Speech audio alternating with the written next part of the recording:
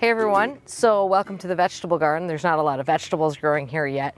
In fact, I'm a little bit behind on some of my planting, but things have gotten a little crazy because we were super cold and all of a sudden it got warm and you know, these things happen. So I'm just going with it as fast as I can.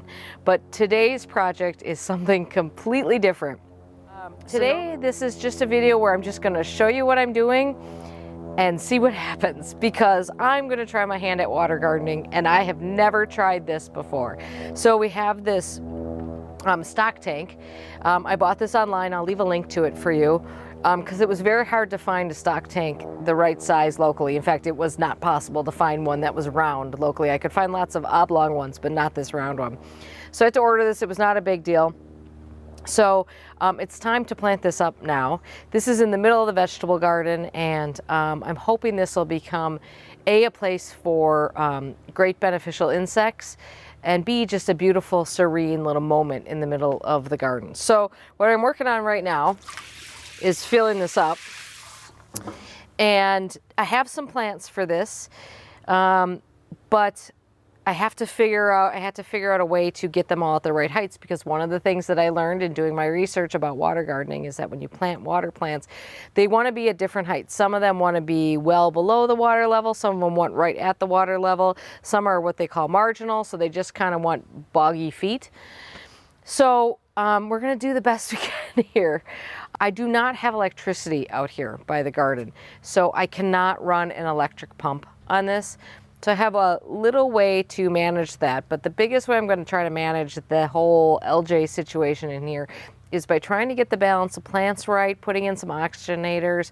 Maybe I'll do one of those little barley ball things. I'm probably going to throw some mosquito dunks in here, which apparently are safe for insects, other than mosquitoes, I guess.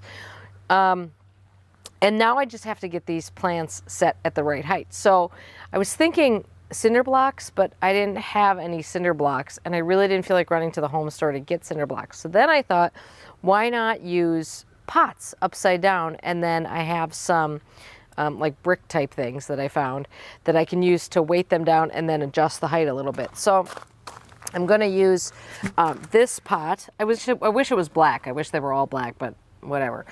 And so I'm going to use that one. Oh, see, and it's floating because, again, like I said, I'm going to need something to weight it down with. Apparently that's how water works. I also have this really big nursery pot. This is just a pot that I must have bought a tree in at some point and I saved. So, oh, that one does much better. So what I'm going to do is set these in here, get them put down with bricks, and then we're going to work on setting the plants in here. So hold on while this thing fills and I get this going, and then I'll talk to you about the plants I'm putting in here. Okay, so I've got everything filled up here, and I put a couple of the plants in here. This is just sort of a comedy of errors here, but basically, I put my plastic pots upside down. I weighted them down with bricks and or plants. This is arrowhead here, which apparently is supposed to be right level. The top of the pot is supposed to be level with the water, so I've got that in there. Apparently you're supposed to aim for having 50 to 75% of the water covered with leaves. So hopefully things will grow. Unfortunately, the problem that I have is that many of the floating pond plants that are really popular and quite frankly very beautiful, like water lettuce and water hyacinth, are actually invasive here, and so we cannot buy them here and they cannot be shipped here. So they are illegal to own in any way, shape, or form here. So even if you promise you're going to be very responsible and not let them get out. So I had to find something else to cover. So what I did was I bought, I got this plant down here.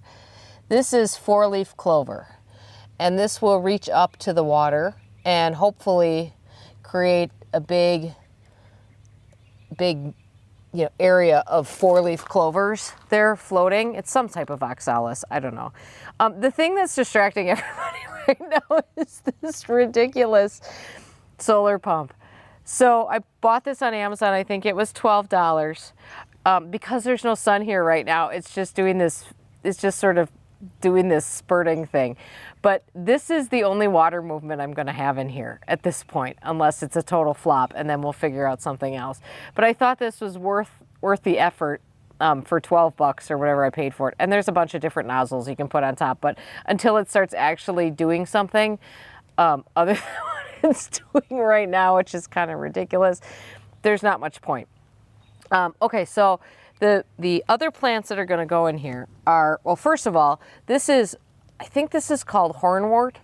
This is an oxygenator, apparently very good. So that helps keep your water nice and clean. So what I'm going to do is, you're supposed to just put this at the bottom of your pond. I'm just going to kind of tuck this under a stone at the bottom. And this is 5 bunches. I have no idea if that's too many, not enough. That's what it came in, was a group of 5 bunches. So I have 5 bunches of it. I guess I'll put it all in for now and take it out if it's too much. But of course, the main event here is a water lily. And I bought this at a local nursery because one of the things I liked about it is that it's all pre-potted. I'll obviously take this hanging thing off of here. I actually bought a water lily and it was shipped to me 2 months ago. I don't know what they were thinking, but I've had it in my basement under grow lights and it's not happy. So I decided to just start over and try that. So this is the water lily, and this one is called Nymphia Pink Sensation. So I've been trying to sort of plunge everything in here slowly, but there's still a lot of soil and stuff popping out. Ugh. Okay, so the last plant I have